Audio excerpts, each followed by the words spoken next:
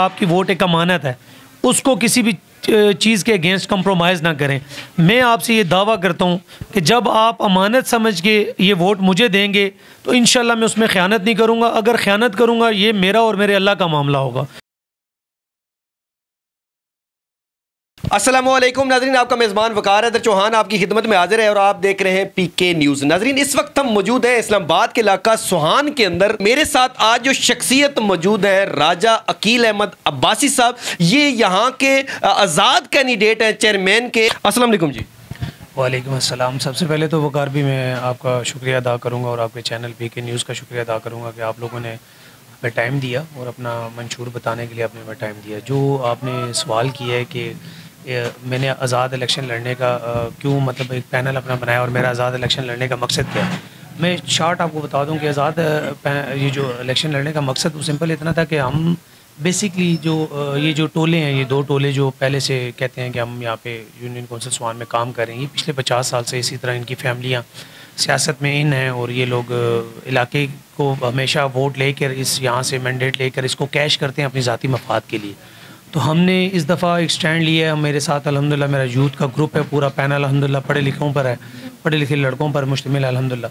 तो हम लोग अल्हम्दुलिल्लाह एक खिदमत की नीयत से जज्बे से निकले हैं कि हमने अपने इलाके के माहौल को चेंज करना है। जो हमारा फोकस है वो ये है कि हमने इसके माहौल को बनाना है। जो आज भी हम मतलब आप यकीन जाने कि अगर देखा जाए तो हमारे इस टाइम सुहान के अंदर बहुत सारी बुराइयां हैं।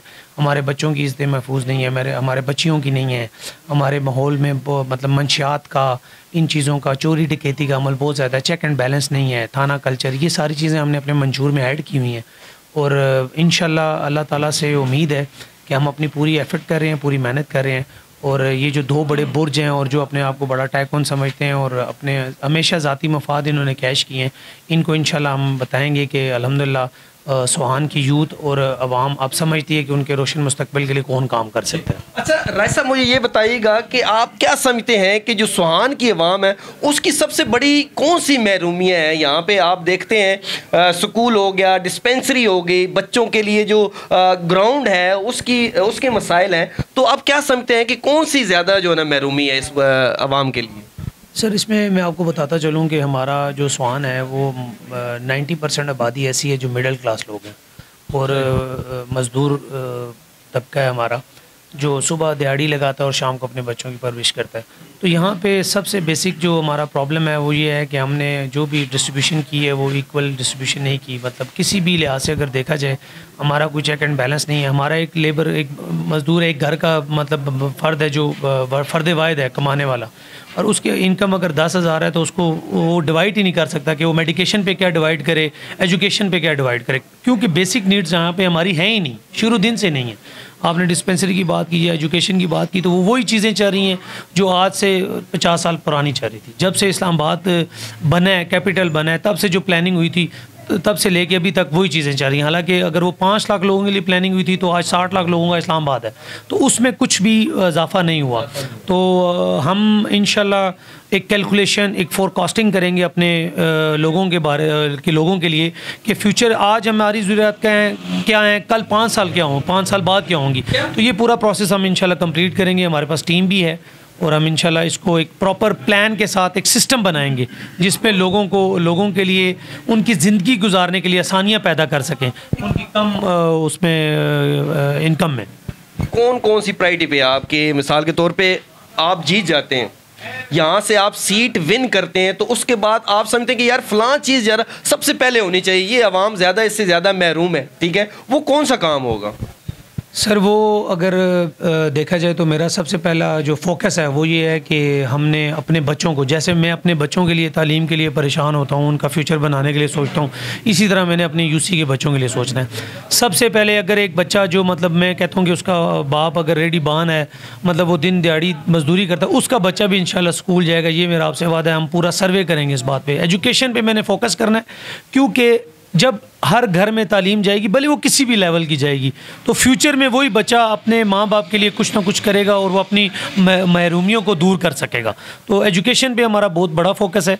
बाकी जब देखें, अगर पार्क हैं, आपकी बाकी जो चीज़ें हैं वो तब होंगी जब आपकी ज़िंदगी खुशहाल होगी, आपको उसकी अवेयरनेस होगी कि आपको पता होगा कि आपने इन चीज़ों से कैसे एंटरटेन करना है, तो वो चीज़ें आपकी एजुकेशन से आती हैं। तो हमारा फोकस एजुकेशन पे बहुत ज़्यादा है, फर्स्ट स्टेप पे एजुकेशन। अच्छा, यहाँ पीने के साफ पानी का भी बड़ा मसला पाया गया है। आप स्पेशली जो है ना इस साइड नीचे थोड़ा जाएं तो गंदा पानी पीने पे लोग जो है ना मजबूर हैं, और उनके पास कोई ऐसी सहूलत भी नहीं है कि उनके पास, फॉर एग्जांपल वो इतने तो अमीर है नहीं है, गरीब तबका है, और वो 2 लाख का वो जो है ना बोर भी नहीं करवा सकते, तो उनके लिए बड़े मसाइल हैं। तो क्या साफ पानी पे काम नहीं होना चाहिए? सर देखें, ज़रूरियाती ज़िंदगी में पानी का बहुत बड़ा रोल है। हमारे यहाँ जो मैंने जो अभी रिसेंटली इस 1.5-2 महीने के अंदर सर्वे किया है, उसमें मैंने देखा है कि पानी की कमी नहीं है। पानी की फरामी में फेवरेटिज़म चल रहा है, माफिया बैठा हुआ है। इन चीज़ों को हमने कंट्रोल करना है। जहाँ तक साफ़ पानी की बात रहेगी, मैं आपको एक चीज़ बताता चलूँ कि पानी की जहाँ जहाँ इन्होंने लाइंस डैमेज की हुई हैं, फिर उनके साथ वो सेवरेज का पानी मिक्स हो रहा है, उसके बाद मैं ख़ुद उसको नहीं समझता कि वो हमारे पीने के काबिल है। हमने जो हमारी प्लानिंग में है, हमने ये सारी चीज़ें अपने मंशूर में रखी हुई हैं, और हम इसको प्रॉपर तरीके से एक प्रॉपर लाइन, सारी चीज़ें जहाँ जहाँ से हमें लगेगा कि हम उसको कैसे सिक्योर कर सकते हैं। जहाँ तक पानी की पीने का साफ़ पानी का रहेगा, उसमें जो एक फ़िल्ट्रेशन प्लांट का सिस्टम है जो CDA ने मुतारफ़ कराया है, क्योंकि MCI जब बनती है तो आपको पता है MCI CDA उसके अंडर होगी। तो हम इंशाल्लाह जैसे CDA अपने सेक्टर्स के लिए काम करती है, अर्बन एरिया के लिए उनके लिए फ़िल्ट्रेशन प्लांट हैं, सारी चीज़ें वही इंशाल्लाह आपको UC सोहान, विलेज सोहान के लिए नज़र आएंगी इंशाल्लाह, हर स्टेप के ऊपर। अच्छा, मुझे ये बताइएगा कि आपके जो हल्के के जो लोग हैं, जो वोटर्स हैं, उनके लिए जो आपका पैगाम है वो क्या है? मैं अपने हल्के के लोगों को और अपने वोटर्स को ये पैगाम दूंगा कि खुदारा ये जो इस टाइम मेरे मुकाबले में जो 2 पैनल हैं, इनकी किसी भी रंगीन बातों में ना आए। किसी भी चीज़ पे अपनी वोट है, आपकी वोट एक अमानत है, उसको किसी भी चीज़ के अगेंस्ट कंप्रोमाइज़ ना करें। मैं आपसे ये दावा करता हूँ कि जब आप अमानत समझ के ये वोट मुझे देंगे तो इंशाल्लाह मैं उसमें ख़यानत नहीं करूँगा। अगर ख़यानत करूँगा, ये मेरा और मेरे अल्लाह का मामला होगा, और उसका जवाब मुझे अपने अल्लाह के आगे देना पड़ेगा। तो मैं आपसे रिक्वेस्ट करता हूँ कि ये नौजवान क़यादत का साथ दे हमारी आवाम, ताकि ये नया ब्लड आए, ये लोग एफर्ट करें अपने गांव के लिए, और अच्छा माहौल बच्चियों के लिए, बच्चों के लिए, बड़ों के लिए, बुज़ुर्गों के लिए, सब के लिए एक अच्छा माहौल दे सकें और बराबरी की सतह पर दे सकें। ये कंसेप्ट ख़त्म हो जाए, राजा चौधरी मलक सब ये कंसेप्ट ख़त्म होने चाहिए। Thank you very much. बहुत शुक्रिया जी। जी नाज़रीन, आपने सुना, मेरे साथ मौजूद थे राजा अकील साहब।